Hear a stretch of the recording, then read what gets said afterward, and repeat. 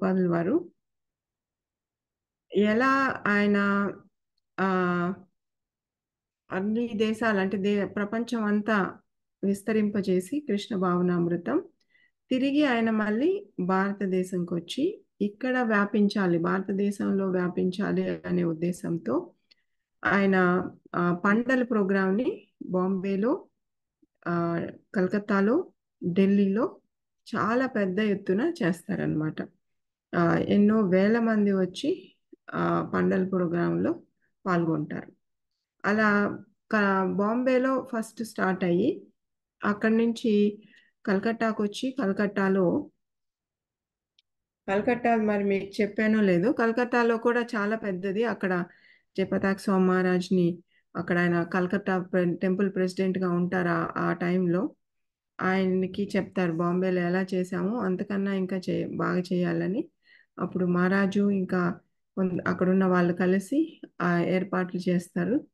కానీ బాంబేలో లేని ఒక ప్రాబ్లము కలకత్తాలో ఉండింది ఏంటంటే, అక్కడ నక్సలైట్స్ వల్ల కొంచెం అక్కడ కష్టం అవుతుంది. కానీ భగవంతుని దయతో అన్నీ సక్రమంగా జరిగి, అక్కడ కూడా చాలా విజయవంతంగా పండగ ప్రోగ్రాంలు జరుగుతాయన్నమాట.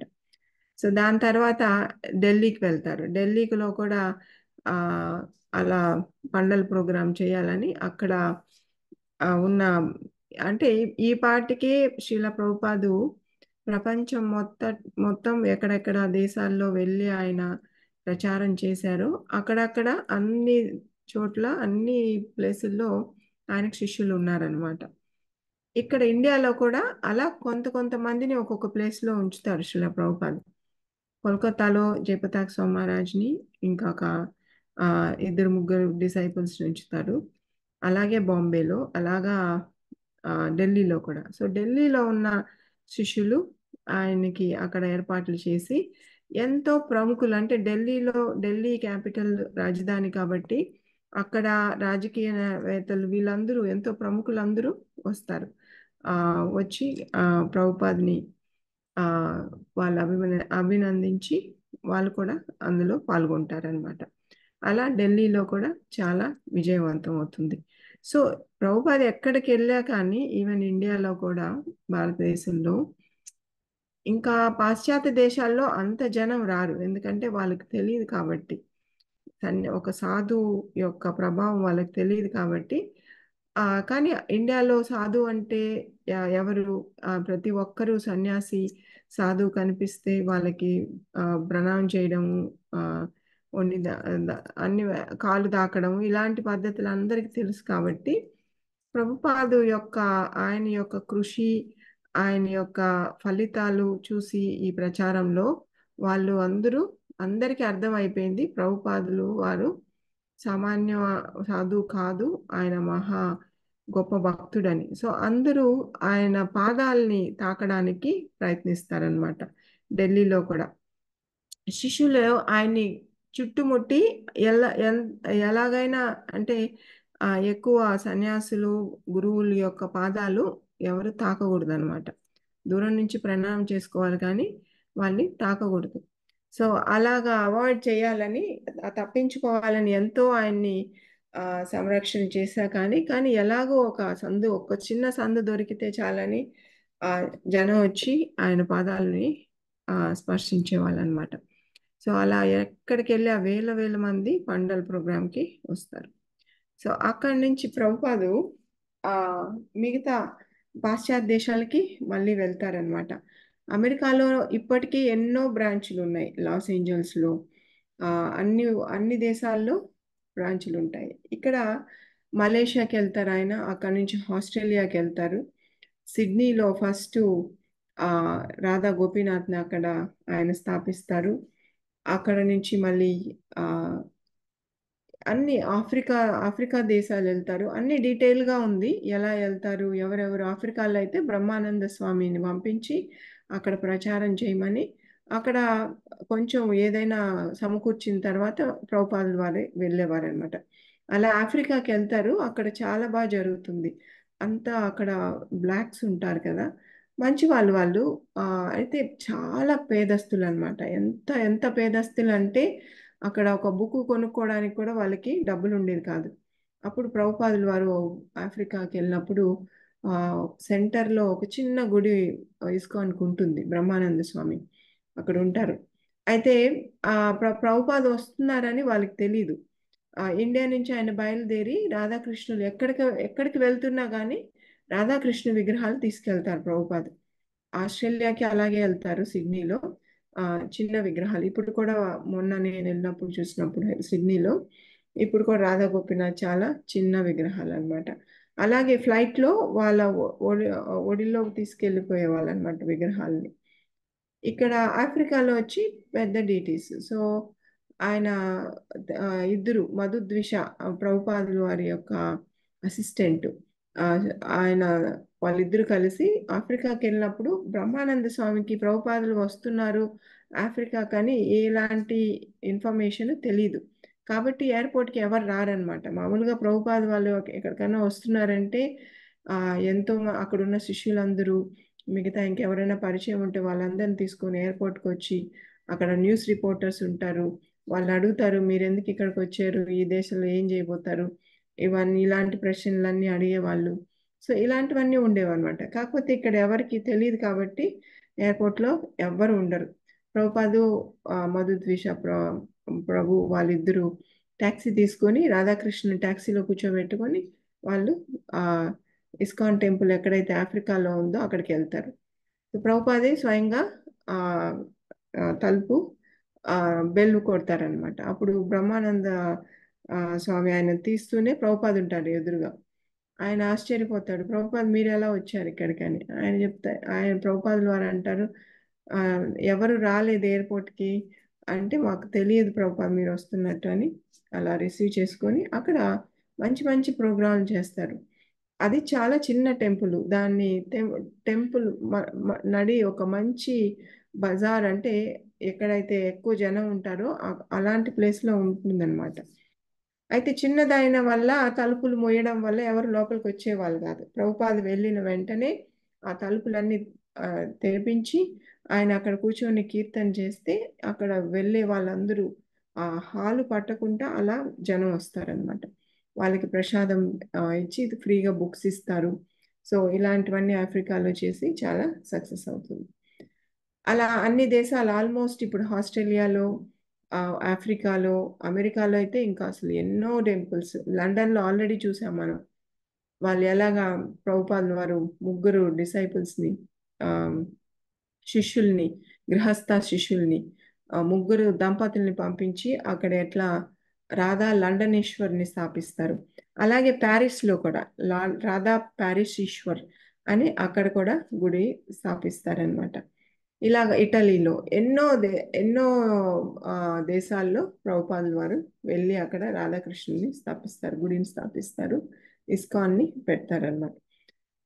ఆ, ఇక్కడ మళ్ళీ ఆయన ప్రభుపాదుల వారికి ఫోకస్ ఏంటి, ఆయన లక్ష్యం ఏంటి అంటే ఇండియాలో బాగా స్ట్రాంగ్గా ఉండాలి ఇస్కాన్ అనే ఈ ఆలోచనతో శిలా ప్రభుపాదుల వాళ్ళు కల్కట్టాలో మండల్ ప్రోగ్రాం జరిగినప్పుడు ఆయన శిష్యుడైన తమాల కృష్ణ గోస్వామిని మాయాపూర్కి పంపిస్తారనమాట. డబ్బులు ఇచ్చి పంపిస్తారు. అక్కడ నువ్వు వెళ్ళి అక్కడ ల్యాండ్ కొని అగ్రిమెంట్ చేసుకొని వచ్చేంత వరకు నువ్వు తిరిగి రావద్దని తమాల కృష్ణ గోస్వామి చెప్తారు.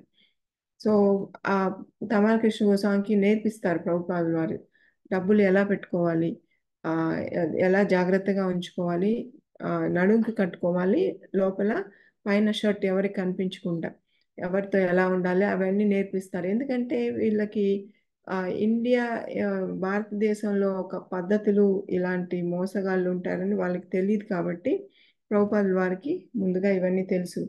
వీళ్ళు ఇలా ఉంటే వాళ్ళందరూ మోసం చేస్తారనే ఉద్దేశంతో ప్రభుపాదుల వారు అన్ని నేర్పించారనమాట. నేర్పించి ఆయన్ని పంపిస్తారు.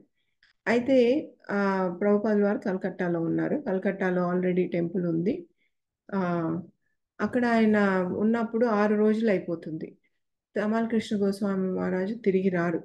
అయితే ఒకరోజు అర్ధరాత్రి ప్రభుపాదుల వారు మామూలుగా ఆ టైంకి శ్రీమద్ భాగవతాన్ని ట్రాన్స్లేట్ చేస్తుంటారు. కానీ ఆ రోజు రాత్రి ఆయనకి నిద్ర రాదు.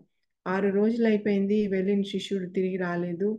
ఏమయ్యాడు? కొన్నాడా ల్యాండ్? అక్కడ మాయాపూర్లో స్థలం కొన్నారా? లేదా ఎవరైనా దాడి చేశారా వాళ్ళ మీద? లేదా డబ్బులు పోగొట్టుకున్నారా? అనే ఈ ఆలోచనలో ప్రభుపాదుల వారు కూర్చోంటారనమాట. అప్పుడు ఆ టైంలోనే తమాల కృష్ణ గోస్వామి ఆ, వస్తారు. వచ్చి ఆ ఆ భూమి మందే అయింది, కొన్నామని చెప్తారనమాట. దాంతో ప్రభుపాదుల వారు పర్వాలేదు, మీరు ఇప్పుడు వెళ్ళి మీరు రెస్ట్ తీసుకోండి అని తమాల కృష్ణ గోస్వామి చెప్తారనమాట. సో అక్కడ ల్యాండ్ వచ్చింది అనిన తర్వాత ఆ మాయాపూర్లో మనం ఎలాగైతే ఎకరాలు లేదా ఆ, అంకణాలు అంటాం కొన్ని ప్లేసుల్లో, కానీ అక్కడ వాళ్ళు బిఘాలు అంటారు. బిగాస్ అంటారు. అయితే 5 బిగాస్ కొంటారనమాట అప్పుడు. ఆ కొనిన వెంటనే అప్పుడు ప్రభుపాదుల వారు ఆ ఇంకా అక్కడ గుడి కట్టడానికి ఆయన ఆలోచన చేస్తారనమాట. అయితే ఆ ల్యాండ్ వచ్చింది కాబట్టి శిష్యులు తీసుకొని అక్కడికి వెళ్తారు. వెళ్తే అక్కడ ఏమీ ఉండదు. ఒట్టి అది ఒక పొలం అన్నమాట. దాని చుట్టూ ఒక ఏదన్నా ఆ, ఇల్లు లేదా ఏమి, అసలు మనుషులు ఏమి కనిపించరు.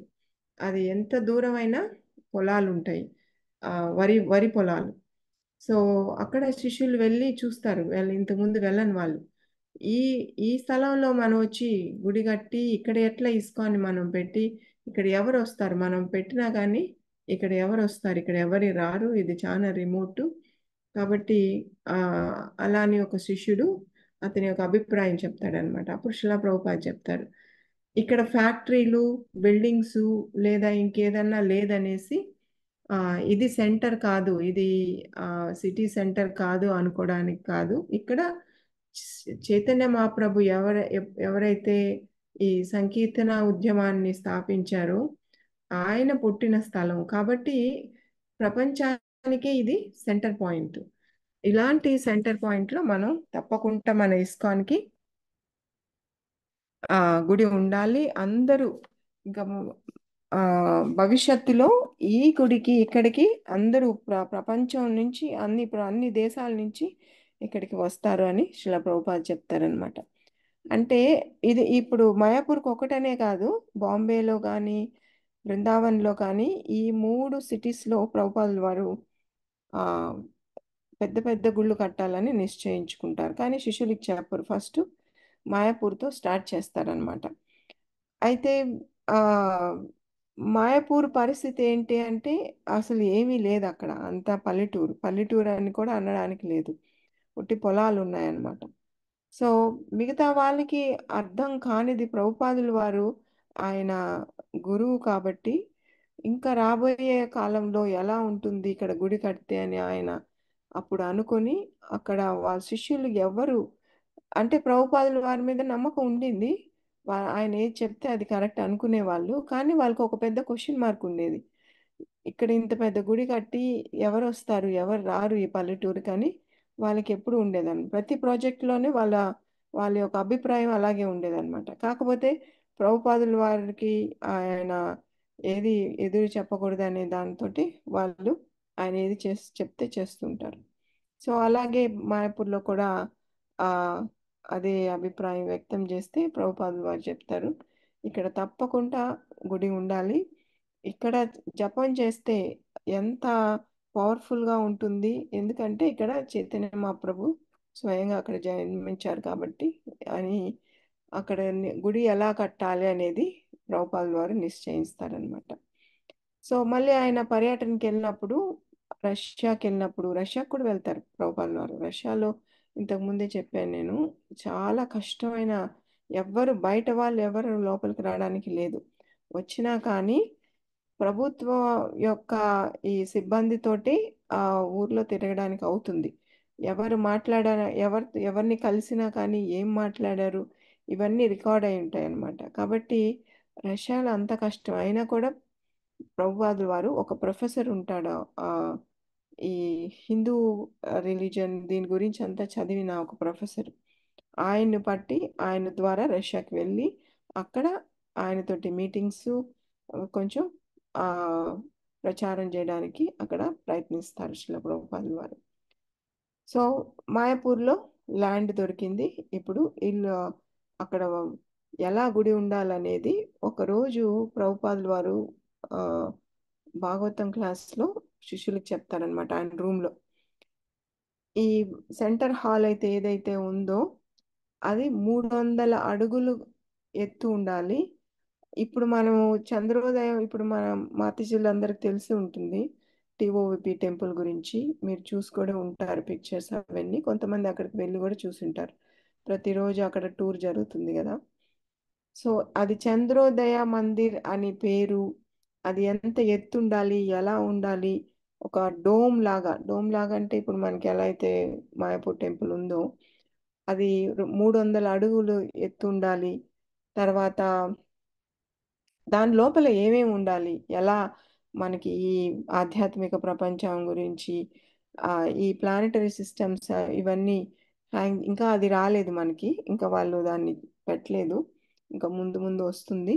సో అవన్నీ అప్పుడు శిలా ప్రభుపాద వారు చేసిన అవన్నీ ప్లాన్ అన్నమాట. అప్పుడు అప్పుడే చెప్తారు ఇవన్నీ. కాకపోతే అవి అలా కట్టడానికి ఇన్ని సంవత్సరాలు అయింది. ఆ, గురు మహారాజ్ యొక్క కృప కృషితోటి అది అంత పెద్ద నిర్మాణం జరిగింది. కానీ అప్పుడే శ్రీల ప్రభుపాదుల వారు ఇవన్నీ చెప్పారనమాట. ఇలా ఉండాలి మాయాపూర్లో గుడి అని, ప్రపంచం అంతా అక్కడికి రావాలి అని ఆయన చెప్తారనమాట. అయితే అప్పటికి ప్రస్తుతానికి అంత పెద్ద గుడి కట్టడానికి డబ్బులు లేవు కాబట్టి అప్పటికి ఫస్ట్ బిల్డింగ్ ఏంటి అంటే, మీ ఎవరైనా అందరూ మాయాపూర్ ఎల్లుంటే మందిరం పక్కనే 2 గెస్ట్ హౌస్ ఉంటాయి. ఆ ఆ ఫస్ట్ది అక్కడ అప్పుడు కట్టింది ఫస్ట్ గెస్ట్ హౌస్ అన్నమాట.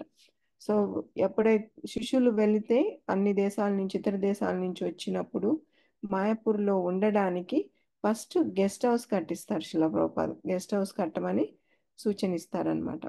అప్పుడు అక్కడ ప్రభుపాద్ వారి స్వయంగా వెళ్ళి శంకుస్థాపన చేసి మాయాపూర్లో ఆయన అప్పుడు ఇంకా చాలా లీలలు ఉన్నాయి అక్కడ. అంటే అక్కడ ఉండడానికి ఏమీ ఉండదు కదా, ఒక చిన్న గుడిసెలాగా వేసి అక్కడ ప్రభుపాదుల వారు ఉండడం. గాడ్ బ్రదర్స్ అందరూ, ప్రభుపాదుల యొక్క గాడ్ బ్రదర్స్ అందరూ అక్కడికి రావడం, గౌడీయ మఠం వాళ్ళు ఆయన్ని కలవడము. తర్వాత వాళ్ళు కొంతమంది ఆ, అంటే వాళ్ళు ఒక జన్మాష్టమి అప్పుడు ప్రభుపాదుల వారు చాలా మంది శిష్యులు ఉంటారు అక్కడ, 500 మంది శిష్యులు ఉంటారు కొంచెం టెంపుల్ అయిన తర్వాత. సో ఆ ప్రభుపాదుల వారు బాంబే నుంచి అక్కడి నుంచి వస్తుంటారు. ఆయనకి స్వాగతం చెప్పడానికి వెల్కమ్ ప్రభుపాద్ అని ఈ అన్నిటి మీద రాసుంటారనమాట. బోర్డ్స్ రాసి అన్ని చోట్ల తగిలించుంటారు. వాటిని చూసి వాళ్ళకి గౌడీయ మఠంలో ఉన్న గాడ్ బ్రదర్స్ వీళ్ళందరికీ ఆ ప్రభుపాదుని కలిసాక అడుగుతారు, అదేంటి మన గురు మహారాజుని కదా ప్రభుపాద అంటారు, నిన్నెందుకు ప్రభుపాద అని పిలుస్తున్నారు, ఆ ఆ, అది తప్పు కదా అని అడుగుతారనమాట. అప్పుడు ప్రభుపాద వారు ఇది నేను అనుకోలేదు, నన్ను పిలవమని నేను చెప్పలేదు వాళ్ళకి. నేను అమెరికాకి ప్రచారంకి వెళ్ళినప్పుడు మొదట్లో నన్ను స్వామీజీ అని పిలిచే వాళ్ళందరూ. ఒకసారి ఆ, ఒక అతను స్వామీజీ అని అర్థం ఏంటి అని అడిగితే, స్వామీజీ అంటే నువ్వు నాకు మాస్టరు, ఆయన ఒక గురువుని స్వామీజీ అని పిలవకూడదు, అది ఆ, అది ప్రాపర్ వర్డ్ కాదని చెప్తారు. అప్పుడు వాళ్ళు అయితే మిమ్మల్ని మేము ప్రభుపాద్ అని పిలుస్తాము అంటారు. అప్పుడు ప్రభుపాద్ ఓకే అంటారు, ఒప్పుకుంటారు ఆయన. సో వాళ్ళ గాడ్ బ్రదర్స్ చూపిస్తారు, చూడండి నేను ఎప్పుడు నా అంతకి నేను ప్రభుపాద్ అని ఎప్పుడు పెట్టుకోలేదు, నా పేరు ఏసి భక్తి వేదాంత స్వామి. ఈ లెటర్ ప్యాడ్స్లో అంతా ఈ పేరే ఉంటుంది. కాకపోతే నా శిష్యులు ప్రేమ, వాళ్ళ యొక్క నా మీద ఒక ప్రేమతోటి వాళ్ళు నన్ను ప్రభుపాద అని పిలుస్తున్నారు, నాకు అలాంటి ఉద్దేశం లేదని వాళ్ళకి చెప్తారనమాట. వాళ్ళకి చెప్పిన తర్వాత వాళ్ళు కొంచెం ఒప్పుకున్నాక మళ్ళీ శిష్యులకి చెప్తారు, చూడు వీళ్ళకి ఎంత ఈర్ష్య, ఈర్ష్య వల్ల వాళ్ళు నేను చేసిన పనిని వాళ్ళు ప్రో అప్రిషియేట్ అంటే మెచ్చుకోకుండా నన్ను ఎందుకు ప్రభుపాద అని పిలుస్తున్నారని వాళ్ళకి ఇలాంటి ఈర్ష్య ఉందని చెప్తారనమాట. సో అలాగా ప్రభుపాద వారికి ఇండియాకి వచ్చా కానీ అన్ని ఇబ్బందులు ఉంటాయి, చాలా చాలా ఇబ్బందులు, ఎన్నో ఇబ్బందులు ఉంటాయి ఇండియాకి వచ్చినప్పుడు. ఈ లాస్ట్ అంటే 61 నుంచి 961 నుంచి 60 వరకు అమెరికాలోనే ఉంటారు ప్రభుపాదుల వారు. 65 నుంచి సారీ 65 నుంచి 70 వరకు, 71 నుంచి ఇండియాలో ఉంటారనమాట. ఇండియాలో ప్రచారం ఎక్కువ చేస్తారు ఆయన 77 వరకు. అయితే పాశ్చాత్య దేశాలకు కూడా వెళ్ళి వస్తూ ఉంటారు, ఎన్నోసార్లు వెళ్తారు. అందుకని ఒకసారి విలేకరు అంటారు ప్రభుపాదుల్ని, మీ పేరు జట్ పరివ్రాజకాచార్య అనేసి. అంటే మామూలుగా ఆ సన్యాసుల్ని పరివ్రాజకాచార్యులు అంటారు, ఎందుకంటే వాళ్ళు ఎప్పుడూ ప్రచారాని కోసం తిరుగుతూ ఉంటారు కాబట్టి. కానీ ప్రభుపాదులు వారు ఎలా తిరిగేవాళ్ళు అంటే ఫ్లైట్లో తిరిగేవాళ్ళు. ఆయన అన్ని దేశాలు ప్రపంచాన్ని అంతా 3 సార్లు ఆ చుట్టారనమాట, అన్ని దేశాలు. కాబట్టి ఆయన్ని జట్ పరివ్రాజకాచార్య అనేసి ఒక విలేకరుడు ప్రభుపాదకి టైటిల్ ఇస్తాడనమాట. అలా ఇండియా బేస్ అయినా కూడా ప్రభుపాదుల వారు ఎప్పటికప్పుడు అన్ని దేశాలకి ఆయన ఎందుకు అలా వెళ్ళేవాళ్ళు అంటే, ప్రభుపాదులు ఎప్పుడు వస్తారు మన గుడికి అంటే, స్థాపించిన గుడిల్లో అంతా అన్నీ కరెక్ట్గా సక్రమైన పద్ధతిలో జరుగుతుందా, శిష్యులందరూ ఆ, అన్ని రెగ్యులేటివ్ ప్రిన్సిపల్స్ కానీ ఇవన్నీ పాటిస్తున్నారా, బాగా జరుగుతుందా అనే దానికి, అంటే వాళ్ళని కొంచెం ఎంకరేజ్ చేసేదానికి వెళ్ళేవాళ్ళు అనమాట ప్రభుపాదులు. ప్రతి ప్రతి గుడికి వెళ్ళేవాళ్ళు. సో అలా వెళ్తే వాళ్ళు శిష్యులు కూడా ఎదురు చూసేవాళ్ళు మా గుడికి. మా ఇప్పుడు ఇప్పుడు ఎలాగైతే మనం గురు మహారాజు ఎక్కడికైనా వస్తే ఇక్కడికి వచ్చారు అని మనం ఎలా అయితే అన్ని ఏర్పాట్లు చేస్తామో, అలా ప్రభుపాదుల వారికి అక్కడ శిష్యులు ఏర్పాట్లు చేసి ప్రచారం కోసము ఈ ప్రీచింగ్ ప్రోగ్రామ్స్ ఇవన్నీ అరేంజ్ చేసేవాళ్ళు అనమాట. సో అలాగా ఉన్నప్పుడు ఈ ఇండియాలో చాలా కష్టం అవుతుంది ప్రభుపాదుల వారికి. ఎందుకంటే ఇండియాలో వాళ్ళ శిష్యులు ఇప్పుడు అమెరికాలో అక్కడంతా వాళ్ళకి ఎలా తెలుసు, వాళ్ళ పద్ధతులు తెలుసు, వాళ్ళు అక్కడ పుట్టి పెరిగారు కాబట్టి ఆ ఎలా చేస్తే పనులు అవుతాయని తెలుసు. ఈవెన్ అక్కడ కూడా వాళ్ళు మోసపోతారు, వాళ్ళ కంట్రీలోనే వాళ్ళ దేశంలోనే వాళ్ళు మోసపోతారు. ఒక బెస్ట్ ఎగ్జాంపుల్ వచ్చి న్యూయార్క్లో. న్యూయార్క్ అప్పుడు ఫస్ట్ పెట్టినప్పుడు ప్రభుపాదుల వారు శాన్ ఫ్రాన్సిస్కోలో వెళ్తూ బ్రహ్మానంద స్వామి అక్కడ ఉన్న శిష్యు వాళ్ళకి చెప్తారు, న్యూయార్క్లో ఒక బిల్డింగ్ కొనమని, గుడి పెట్టడానికి. అయితే ఒక అతను మిస్టర్ ప్రైస్ అని ఉంటారు, అతని దగ్గరికి వెళ్ళి వీళ్ళు ఇరుక్కుంటారనమాట. అంటే అతనికి $5,000 ఇచ్చేసి అతను బిల్డింగు ఇవ్వడు, డబ్బులు తిరిగి ఇవ్వడు అనమాట. ప్రభుపాదు ఎంతో కష్టంతో అవన్నీ మళ్ళీ డబ్బులు వెనక్కి తీసుకుంటారనమాట. సో అప్పుడు చెప్తారు, మీకు ఆ, ఎలాంటి ఆ, ఇది లేదు, ఎక్స్పీరియన్స్ లేదు, జాగ్రత్తగా చేయాలని చెప్తారు. అప్పుడు ఇండియాలో అయితే వాళ్ళకి ఇంకా ఎక్కువ. అంటే ఇండియాలో మొత్తం మోసగాళ్ళు మోసం చేసేవాళ్ళు కాబట్టి ఆ శిష్యుల్ని ప్రభుపాదుల వారు ఎప్పుడూ తనిగా వదిలేవాళ్ళు కాదు, ఎలాంటి డీలింగ్స్లో కూడా అన్నీ నేర్పించేవాళ్ళు అనమాట. ఎందుకంటే ఇండియాలో ఒక బ్యాంకులో అకౌంట్ ఓపెన్ చేయాలంటే అప్పట్లోనే ఎంతో కష్టంగా ఉండేది, ఎన్నో రోజులు అయ్యేదన్నమాట బ్యాంకులో అకౌంట్ ఓపెన్ చేయడానికి. సో అలాంటి పరిస్థితుల్లో మాయాపూర్లో ల్యాండ్ ఎన్నో సంవత్సరాల నుంచి ప్రయత్నించి ఫైనల్గా లా మాయాపూర్లో ఒక స్థలం తీయడం జరుగుతుంది. అప్పుడు ప్రభుపాదు ఫస్ట్ గెస్ట్ హౌస్ కట్టమని సూచిస్తారు, అక్కడ గెస్ట్ హౌస్ కట్టడం జరుగుతుంది. అది కూడా చాలా కష్టపడి అక్కడ గెస్ట్ హౌస్ కడతారనమాట. ఆ గెస్ట్ హౌస్ కంప్లీట్ అవ్వడానికి కూడా చాలా రోజులు అవుతుంది. ఆ లోపలే ప్రభుపాదుల వారు వెళ్ళి అక్కడ ప్రచారం చేసి అక్కడ శిష్యులందరినీ రమ్మని అక్కడ భాగవతం క్లాసులు చెప్పి అక్కడే శిష్యులతో పాటే అక్కడే ఉండి ప్రభుపాదుల వారు మాయాపూర్లో ఉంటారు కొన్ని రోజులు. అక్కడ నుంచి బాంబేకి వెళ్తారు. బాంబేలో ప్రభుపాదుల వారికి 3 సిటీలు ఇంపార్టెంట్. దే- ఆ, ఆ, శిష్యుడికి చెప్తారు, ఈ 3 సిటీల్లో ఏది ఫస్ట్ అంటే ఆయన అంటారు, కలకత్తా ఫస్ట్ కదా, మీరు ఇక్కడ పుట్టి పెరిగారు. రెండవది వచ్చి బాంబే, అండ్ మూడవది వచ్చి ఢిల్లీ అంటే బృందావన్ అంటారనమాట. ప్రభుపాదుల వారు చెప్తారు అది తప్పు, ఫస్ట్ బాంబే. ఎందుకంటే బాంబేలో ఆ, అప్పుడే బాంబే వచ్చి ఇప్పుడు కూడా బాంబే వచ్చి మనీ అంటే ఎక్కువ బిజినెస్ జరిగేది అవన్నీ అక్కడ ఉంటాయి కాబట్టి బాంబే ఫస్ట్ ఉండాలి. నెక్స్ట్ బృందావన్ ఉండాలి, తర్వాత లాస్ట్ కలకత్తా అని చెప్తారనమాట, మాయాపూర్ కూడా. సో ఆ విధంగా బాంబేలో ల్యాండ్ కొనడానికి ప్రభుపాదులు వారు వెళ్తారు అక్కడికి. అంటే కొనాలని ఉద్దేశంతో వెళ్ళరు, ఒక ప్రచారంలో ఉన్నప్పుడు ఒక మిస్టర్ ఎన్ అనే ఈ పేరుతోనే ఉంటుంది బుక్లో, అతని ఫుల్ పేరు ఉండదు, మిస్టర్ ఎన్ అంటారనమాట. అతన్ని కలుస్తారు ప్రభుపాదులు వారు. కలిసినప్పుడు అతను అతనికి జుహు ఈ ఆ, ఈ ప్రదేశంలో ఒక ల్యాండ్ ఉంటుంది. సో ప్రభుపాదులు వారు ఆయన్ని ఆ ల్యాండ్ ఇవ్వమని అడుగుతారు, ఆ ఇల్లు టెంపుల్ కట్టడానికి. ఎందుకంటే ప్రభుపాదులు వారు అమెరికాకి వెళ్ళక ముందు బాంబేకి వెళ్తారు కదా, సుమతి మొరార్జీని కలవడానికి, తర్వాత ప్రచారాలు చేయడానికి. అంతకుముందు ఆయన వ్యాపారం కూడా ఉంటుంది అక్కడ, గౌడియ మఠం వాళ్ళకి కూడా అక్కడ సహాయం చేస్తారు. కాబట్టి బాంబే తెలుసు ప్రభుపాదుల వారికి బాగా. అక్కడ వెళ్తూ వస్తున్నప్పుడు ఈ జుహు ఆ ఇప్పుడైతే ఉందో ఆ బీచ్ మీద ఉంటుంది అనమాట, అది చూసేవాళ్ళు అప్పుడు ప్రభుపాదుల వారు. ఆయనకి అప్పుడే కోరిక కలిగింది, ఇక్కడ ఈ ల్యాండ్ చాలా బాగుంది, ఏరియా బాగుంది, ఎందుకంటే బీచ్ మీద ఉంది, చాలా ఆ ఆహ్లాదకరంగా ఉంది ఇక్కడ అని అప్పుడు అనుకునేవాళ్ళు. కాబట్టి తిరిగి ఇప్పుడు వచ్చినప్పుడు ఆ స్థలం అతనిది అనగా తెలిసిన తర్వాత అతన్ని ఆ స్థలాన్ని ఇవ్వమని, ప్రభుపాదులు ఇస్కాన్కి ఇవ్వమని అడుగుతారనమాట. అయితే అతను ఆ స్థలం యొక్క విలువ 5 లక్షలు అని చెప్తాడు.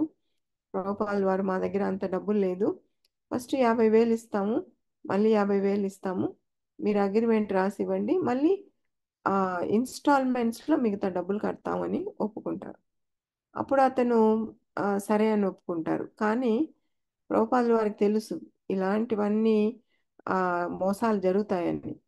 కాబట్టి ఆయన పూర్తిగా దేన్ని నమ్మరనమాట. సో అతను ఆ మిస్టర్ ఎన్ అనే అతను ఎలాంటి వాడు అంటే చాలా మోసగాడు. ప్రభుపాదుల వారు మొదట్లోనే ఆయన కనుక్కుంటారనమాట. ఆ ఇంతకు ముందు ఆ ల్యాండ్ని వేరే వాళ్ళకి అమ్మినట్టు అమ్మి మళ్ళీ వెనక్కి తీసేసుకుంటారనమాట. కోర్టులో కేసు వేస్తే అతనికి ఉన్న యొక్క పలుకుబడి చాలా ఎక్కువ ఉంటుంది, ఎందుకంటే అతని దగ్గర డబ్బులు చాలా ఉంటుంది, ఆ, ప్లాట్లు ఎన్నో ఉంటాయి, ఎంతో ఇన్ఫ్లుయెన్స్ ఉంటుంది అతనికి. సో అతను ఏం చేస్తాడంటే ప్రభుపాదుల వారిని ఆ, మోసం చేయాలనే ఉద్దేశం ఉంటుంది. కాబట్టి అది ముందైతే ఎవరైతే కొనుక్కున్నారో వాళ్ళ దగ్గర బలవంతంగా వెనక్కి తీసుకొని, వాళ్ళకి ఇంకా అది రాదు అని కోర్టులో ఆ, గెలుపు తీసుకొని మళ్ళీ రెండోసారి ఇస్కాన్కి అమ్మడానికి ప్రయత్నిస్తాడు. సో ప్రభుపాదుల వారికి ఆ ల్యాండ్ ఎలాగో ఆ ప్రదేశం జుహు అనే ఈ ప్రదేశం చాలా ఇష్టం కాబట్టి ఆయన ఆ, అక్కడ తీసుకోవాలని నిశ్చయించుకుంటారు. శిష్యులకు చెప్తారు. ఇప్పుడు శిష్యులు ఎక్కడుంటారు అంటే, మనం ఇంత ముందే చెప్పుకున్నాము, ఆ క్రాస్ మేదాన్ అనే ఈ ఏరియాలో పెద్ద పండల ప్రోగ్రామ్ చేసి ఉంటారు. అక్కడ లైఫ్ మెంబర్స్ అందరూ చాలా మంది ఉంటారు బాంబేలో, ఎంతో మంది లైఫ్ మెంబర్స్ అవుతారు. అండ్ ఇప్పుడు గంగా ఆ, ఆకాశ గంగా అనే ఒక అపార్ట్మెంటు బాంబే సెంటర్లో ఉంటుందన్నమాట. అక్కడ ఒక అపార్ట్మెంట్ తీసుకొని రాధాకృష్ణుల విగ్రహాలు పండలకని చేయించుంటారు ప్రభుపాదుల వారు. రోజు పండల్లో వాళ్ళు వచ్చేవాళ్ళు అనమాట. ఆ పండలు అయిపోయాక ఆ రాధాకృష్ణుని తీసుకొచ్చి అక్కడ అపార్ట్మెంట్లో పెడతారు. అక్కడ శిష్యులందరూ ఉండి రోజు ఆ ఆ, అక్కడ నైవేద్యాలన్నీ జరుగుతూ అక్కడ ఉంటారనమాట. సో అప్పుడు ప్రభుపాదుల వారు ఎప్పుడైతే ఈ అగ్రిమెంట్ రాసుకున్నారో శిష్యులకి చెప్తారు, మీరు వెంటనే విగ్రహాలు తీసుకొని మీరు అక్కడ ఆ ల్యాండ్కి వెళ్ళిపోవాలి అని. అయితే శిష్యులకి ఎవ్వరికి అది ఇష్టం లేదనమాట. అక్కడికి వెళ్ళి చూస్తే ఏమీ ఉండదు అక్కడ. ఆ చుట్టుపక్కల కొన్ని పాత అపార్ట్మెంట్స్ ఉంటాయి, అక్కడ మామూలుగా ఉద్యోగస్తులు ఉండేవాళ్ళు. ఆ మొత్తం దోమలు, ఎలుకలు, కుక్కలు విపరీతంగా ఉంటాయన్నమాట. ఆ ఎక్కువ డ్రైనేజ్ నీళ్ళు ఇవన్నీ బయట వచ్చేసి భయంకరంగా ఉంటుంది ఆ స్థలం చూడడానికి. అయితే శిష్యులందరూ చెప్తారు, మనం సిటీలో ఉన్నాము, మన చుట్టూ ఎంతో మంది జనం ఉన్నారు, వాళ్ళకి ప్రచారం చేస్తాము, ఇది వదిలేసి అక్కడికి వెళ్ళి మనం అక్కడ గుడి కడితే ఎవరు వస్తారు, మన దగ్గరికి ఎవరు రారంటారు. ఎంతో నచ్చ చెప్పడానికి ట్రై చేస్తారు ప్రభుపాద్కి. ప్రభుపాద్ ఒప్పుకోరనమాట. ఇది ఫ్యూచర్లో ఇదే పెద్ద సిటీ అవుతుంది, ఇక్కడ పెద్ద సిటీ అవుతుంది, ముందర సముద్రం ఉంది, ఇది ఎంతో మంచి ప్లేసు, ఇది ఎలాగైనా మనం తీసుకోవాలి, దీంట్లో గుడి కట్టాలని, ఎలాంటి గుడి కట్టాలనేది కూడా చెప్తారు ప్రభుపాద్ వారు. ఫస్ట్ గుడి కంటే ముందు 5 స్టార్ హోటల్ లాంటి ఒక గెస్ట్ హౌస్ కట్టాలి. బిజినెస్ వాళ్ళు ఎవరు వచ్చినా కానీ ఎలాగైతే 5 స్టార్ హోటల్లో ఉండాలనుకుంటారో వాళ్ళందరూ మన దాంట్లో ఉండాలి. అప్పుడు వచ్చినప్పుడు వాళ్ళు మన గుడికి వచ్చి ప్రసాదం తీసుకొని మన క్లాసులు వింటే భక్తులు అవుతారని ప్రభుపాదుల వారి యొక్క ఆలోచన అనమాట. సో ఫస్ట్ ఆ హోటల్ కట్టాలనుకుంటారు, అంటే గెస్ట్ హౌస్. దాని తర్వాత గుడి కట్టాలని అనుకుంటారు. సో ఈ ప్లాన్ ఇస్తారు. అయితే దానికన్నా మొదట ఆ ల్యాండ్కి కట్టాలన్నమాట. అయితే డబ్బులు ఉండదు ఎవరి దగ్గర, అంత డబ్బులు ఉండదు ఇస్కాన్కి. వాళ్ళు ప్రభుపాదుల వారు శిష్యుల్ని వెళ్ళి అక్కడ ఉండమంటారు. అప్పుడు తమాల కృష్ణ గోస్వామి వెళ్ళి చెప్తారు, మేము అమెరికా నుంచి వచ్చాము, మాకు ఎన్నో పరిస్థితులు, మేము ఉండే లివింగ్ కండిషన్స్ చాలా బాగుంటాయి, మాకు ఎప్పుడు ట్యాప్లో నీళ్ళు వస్తూ ఉండాలి, ఇలాంటి కొన్ని వసతులు ఉండాలి, ఇవి లేకుండా మేము బతకడం కష్టం, అక్కడ చూస్తే అక్కడ ఏమీ లేదు, మేము అక్కడికి వెళ్ళి ఎలా ఉండాలి అని అడుగుతారనమాట. అప్పుడు ప్రభుపాదుల వారు అంటారు, మీకు ఈ సుఖాలన్నీ మీకు తెలుసు, కానీ మీరు ఇంకా కృష్ణ భావనామృతిలో ముందుకు వెళ్ళాలి, ఇలాంటి కష్టాలు పడి భగవంతుని సేవించుకుంటే దాంట్లో వచ్చే ఆనందము ఇంకొక వేరేగా ఉంటుంది, ఇవన్నీ మీరు చేస్తేనే మీరు ముందుకెళ్తారు భక్తిలో, ఇలాంటి సుఖాలన్నీ తలుచుకొని అందులో ఉంటామంటే మీరు భక్తిలో ముందుకు వెళ్ళలేరు, ఎంత కష్టం వచ్చినా కానీ ముందుకెళ్ళాలి, ఇలాంటి ఆస్టెరిటీస్ అంటారు ఇంగ్లీష్లో, తపస్సులు అన్నీ చేయాలని ప్రభుపాదుల వారు చెప్తారనమాట. అందుకని ప్రభుపాదుల వారు మాట చెప్పినట్టు అందరూ అక్కడికి వెళ్తారు. అయితే వెళ్ళినప్పటి నుంచి చాలా కష్టపడతారు, నీళ్ళు ఉండవు, చుట్టుపక్కల వాళ్ళు వాళ్ళకి కోఆపరేట్ చేయరు, వీళ్ళని అంటే క్రిస్టియన్స్ వాళ్ళందరూ ఉంటారు, కన్వర్ట్ అయిన క్రిస్టియన్స్ వాళ్ళందరూ పాపం భక్తుల్ని ఎంతో ఇబ్బందులు పెట్టిస్తారు. ఆ ఆ దోమలతోటి వాళ్ళకి మలేరియా, కలరా ఇలాంటి రోగాలన్నీ వస్తాయి. రాధారాస్ బిహార్ని తీసుకెళ్ళి అక్కడ శిష్యులు అంటారు ప్రభుపాదుల వారితో, మేము ఎలా ఉన్నా పర్వాలేదు, కానీ ఎందుకు రాధారాస్ బిహార్ కూడా అలాంటి ప్లేస్లో ఉండాలి, చక్కగా మంచి గుడి కట్టి తర్వాత తీసుకెళ్తాం వాళ్ళని అంటారు. ప్రభుపాదుల వారు వినరనమాట, అలా అవ్వడానికి లేదు, మీరు ఫస్ట్ అక్కడికి వాళ్ళని తీసుకెళ్ళిపోండి. అంటే ప్రభుపాదుల వారి యొక్క ఆలోచన ఏంటి అంటే, ఎక్కడైనా ఏ స్థలంలో అయినా విగ్రహాలు వెళ్ళాయి అంటే అక్కడ ఎవ్వరికి ఎలాంటి హక్కు ఉండదు అక్కడ నుంచి విగ్రహాలు తీసేసి, అంటే గుడి స్థాపించిన తర్వాత గుడిని తీయడం అనేది చాలా కష్టం అన్నమాట. ఇది ప్రభుపాదికి తెలుసు, భారతదేశం కాబట్టి, అది శిష్యులకు తెలీదు.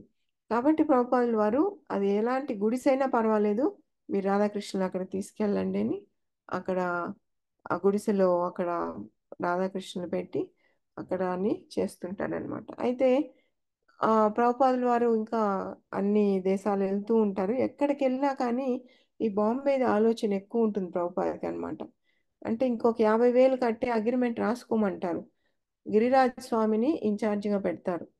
అయితే గిరిరాజ్ స్వామికి పాపం ఆయనకి ఆ డబ్బులు రాదు, అండ్ ఈ ఈ మిస్టర్ ఎన్ అనే అతను ఆ ఎప్పటికప్పుడు ఏదో ఒకటి వాయిదాలు వేస్తుంటాడు అనమాట. అప్పుడు ప్రభుపాదికి డౌట్ వస్తుంది, గిరిరాజ్ మహారాజ్ కూడా అప్పుడు డౌట్ వస్తుంది, అంటే ఇతను ఇస్కాన్ని మోసం చేయాలనుకుంటున్నాడు, డబ్బులు తీసేసుకొని ల్యాండ్ కూడా తీసుకోవాలనుకుంటున్నారని ఆయనకి అర్థమైపోతుంది అనమాట.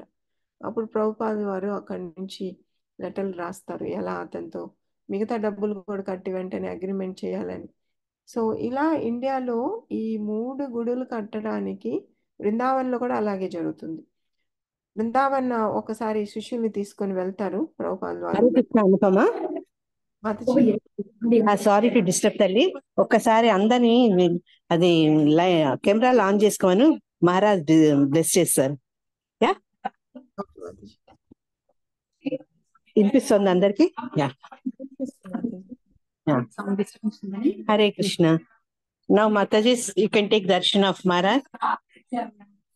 ఇట్లా రావాలి, ఇట్లా రావాలి, అప్పుడు ఫుల్ కనిపి.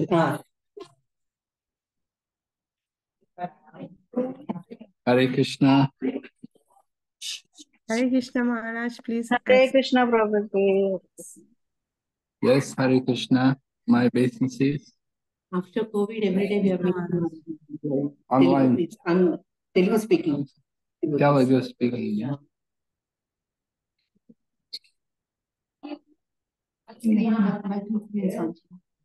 Yes, Hare Krishna. Mataji, Hare Krishna Maharaj. Hare Can you hear Krishna. me? Can you hear me okay? So every day you're having association, is it? Every day you have Sangha to read Bhagavad Gita together? No. Yes, Bhagavatam. Maharaj. Yes, Good evening. Prabhuji. Today class is Srila Prabhupada Lilamrita. So we are in the chapter where Prabhupada is in Mayapur trying to build Bombay Temple and Mayapur Temple. So we are studying that today. Okay. Good. Try Prabhupada in Mayapur. Yes, Maharaj. That Yes, is Maharaj. called as Gopika Gita. So it should grow and more. We should reach many people. Please bless us. Yeah. Prabhupada said Mayapur is my place of worship. He said Vrindavan is my home, Bombay was his office, and Mayapur is my place of worship. So we have a nice temple there in Mayapur. They're building also a new temple now, Temple of Vedic Planetarium. So we hope we will see you there one day. Hare Krishna. Hare Krishna Maharaj. Hare Krishna. Hare Krishna Maharaj. Maharaj, we would like to know, were you there in with the Srila Prabhupada when he was preaching in India during Yes.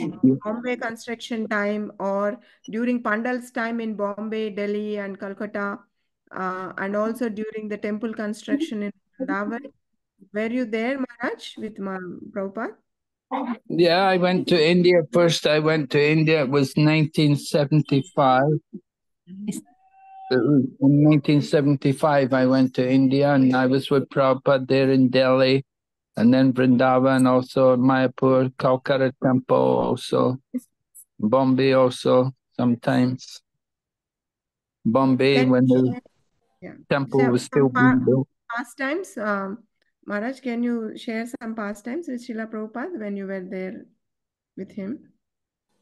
Yeah, well, one time we were in 1977, Prabhupada was not well and he was resting and he wanted devotees to come and chant for him.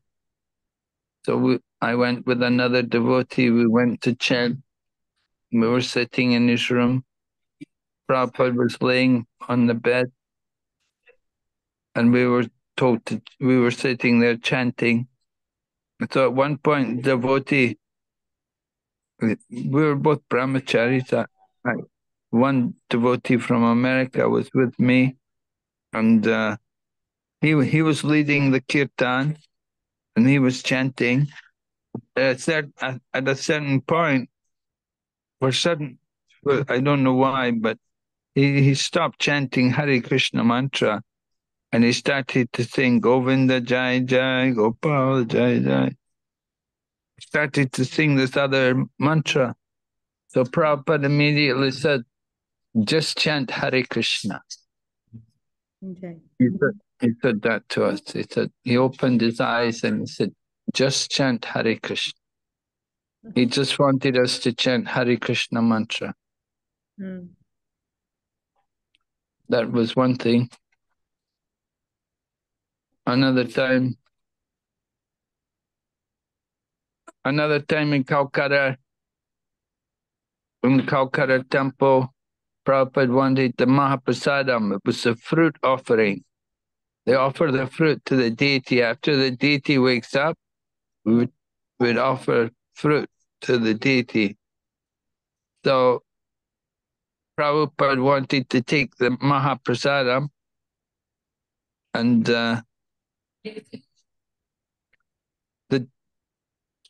they brought the fruit to Prabhupada.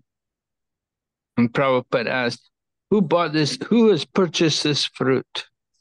So then the devotees told her there was this one Bengali man who comes every day. His name was Debu. So Prabhupada said, "Oh, tell Debu to come here." So Debu came, and Prabhupada chastised him. He said to him, "You're Bengali and you don't know how to buy fruit. You're supposed to be Bengali. You cannot buy better fruit than this." So Prabhupada was pointing out, when we purchase for the deity, we must purchase nice quality things, especially the vegetables and fruits and so on. Shouldn't be garbage. Should get the nice. Should be nice. Nice. Whatever we're offering for Krishna should be of good quality. Thank you, Maharaj. Thank you so much. Please bless us. So we complete Srimad Bhagavatam and Leelamritam, and we head to Chaitanya Charitamrita. Thank you, Maharaj. Okay, thank you. Hare Krishna. Thank you, Maharaj. Hare Krishna. Hare Krishna. Anupama ఒక్కసారి తెలుగులో చెప్పమ్మా మిగతా వాళ్ళకు కూడా. Maharaji Hare Krishna. Thanks తల్లి. అది ముందు Anupama Mataji, thank you so much. Thank you Mataji. మీరు మహారాజుని మాకు చూపించారు.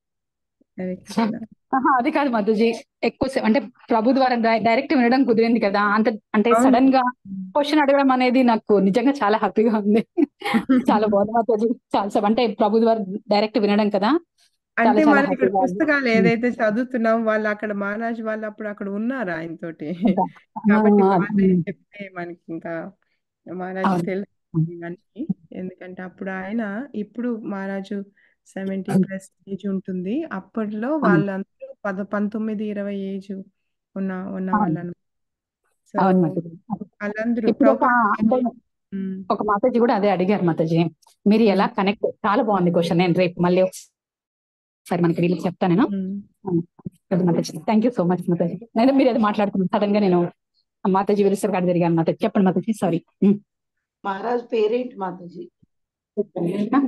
భక్తి విఘ్న వినాశక నరసింహదేవ్ మహారాజ్. ఓకే మాతాజీ. హరే కృష్ణ. మాతాజీ పిలుస్తున్నారు మాతాజీ, మళ్ళీ వస్తాను. Okay no problem. Bhakti Vighna Vinashaka Narasimhadev Maharaj. మహారాజు మాయాపూర్ భక్తి శాస్త్రి, భక్తి వైభవ్ కోర్సులో కూడా టీచర్గా వస్తారు. దుబాయ్కి ఎప్పుడు ఎక్కువ వస్తుంటారు. వచ్చితే ఇక్కడ ఒక 2 వారాలు ఉంటారు, అందరు ఇళ్ళకి వెళ్తారు. ఈరోజు రసరాణి మాతాజీ వాళ్ళ ఇంట్లో క్లాస్ తీసుకున్నారు. అండ్ మహారాజ్ చాలా చాలా చాలా ప్యూర్ డివోటీ, ఎంతో హంబుల్గా ఉంటారు. ఆయన చూస్తూనే మనకి ఏదో అంటే ప్రభుపాదుల వారు ఎలా ఉంటారో చూసుకోండి, వాళ్ళ శిష్యులు అలాంటి ఫీలింగ్ వస్తుంది మనకి. ఆయన ప్రభుపాదుల వారు కూడా అప్పుడు అలాగే ఉండేవాళ్ళు అనమాట. సో మహారాజు ఈరోజు సాయంత్రం కూడా ఒక ప్రోగ్రాం ఉంది, రథయాత్ర. అక్కడికి నేను వెళ్ళాలి, అక్కడ కూడా మహారాజు వస్తున్నారు. నేను ఈరోజే అనుకున్నాను, మహారాజ్ ఇప్పుడు 70+ ఎగ్జాక్ట్ వయసు. నేను మహారాజ్కి ఒక్క డిసైపుల్ ఉన్నారు ఇక్కడ, ఎంతో బాగా చూసుకుంటారు మహారాజ్ని. ఆయన ఇప్పుడు నందకిషోర్ ప్రభు అని, మాకు కూడా చాలా ఇంపార్టెంట్ ఆ ప్రభు ఇక్కడ. అయితే ఆయన మహారాజ్ వచ్చినప్పుడు ఎలా చూసుకుంటారంటే, ఒకే డిసైపుల్ అయితే ఇదనమాట ఒక మంచి అడ్వాంటేజ్. మొత్తం ఆయనే చూసుకుంటారు. మహారాజ్ ఎక్కడికి వెళ్ళాలన్నా, వేరే చోట వెళ్ళాలన్నా అన్ని డ్రైవ్ చేయడం. ఈరోజు పొద్దున ప్రభు చెప్తున్నారు, నేను 5 రోజులైంది మాతాజీ ఇంటికి వెళ్ళి మహారాజ్ తోటే ఉంటున్నాను అనేసి. సో అలా చక్కగా సేవ్ చేసుకుంటారు మహారాజ్కి. మహారాజ్ అంత వయసు అయితే కూడా ఈ వయసులో మీరు చూశారు కదా, ఆయన అంత ఇదిగా ఉన్నారు. కానీ ప్రచారం చేయాలనే దాంట్లో అసలు మనకి ఇప్పుడే టైర్డ్ ఇలా అనిపిస్తుంది ఒక 2 ప్రోగ్రాంలు వెళ్తేనే. కానీ మహారాజ్ ఎంత వయసులో కూడా ఆయన పొద్దున, మధ్యాహ్నం, సాయంత్రం ప్రోగ్రాంలు ఎక్కడికి, ఎంత దూరమైన, అబుదాబి అనేది దూరం, అక్కడికైనా వెళ్తారు. రాసుల్ ఖైమాకు మొన్న పొద్దున నిత్యం భాగవత సేవ కోసం రాసుల్ ఖైమాలో ఉన్నారనమాట. సో ఇలా వాళ్ళు ఎలా ట్రావెల్ చేసేవాళ్ళు. లీలామృతంలో కూడా సేమ్ ఇదే ఉంది. ఇప్పుడు మనం చూడబోయేది చాలా ఉంది లీలామృతంలో యాక్చువల్గా.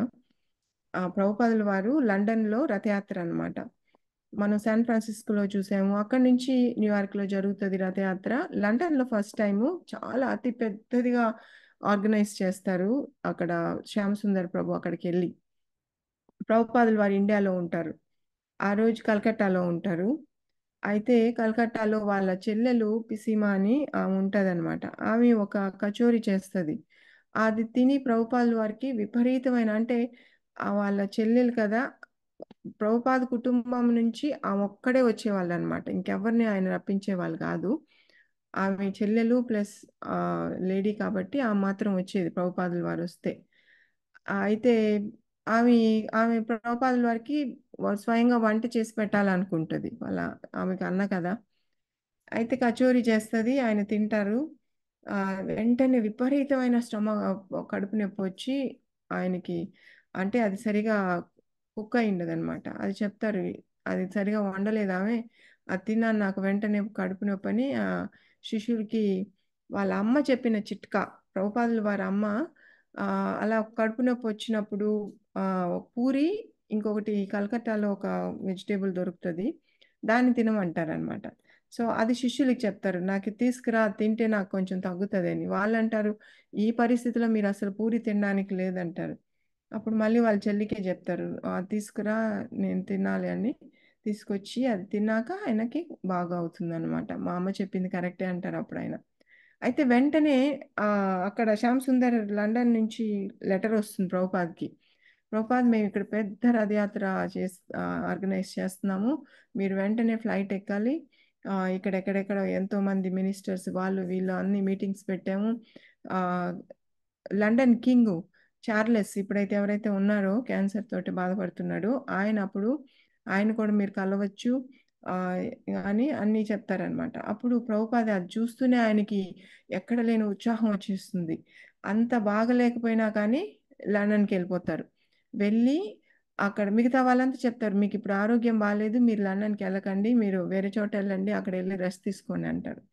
ప్రభుపాద వెంత కుదరదు, నేను లండన్కి వెళ్తున్నానని లండన్కి వెళ్ళి రథంలో, మామూలుగా ప్రభుపాదుల వారి రథయాత్ర జరుగుతుంటే రథం ఇది 71లో అనమాట, 71, 72 ఆ టైంలో రథంలో కూర్చుంటారు, రథం లాగుతారు.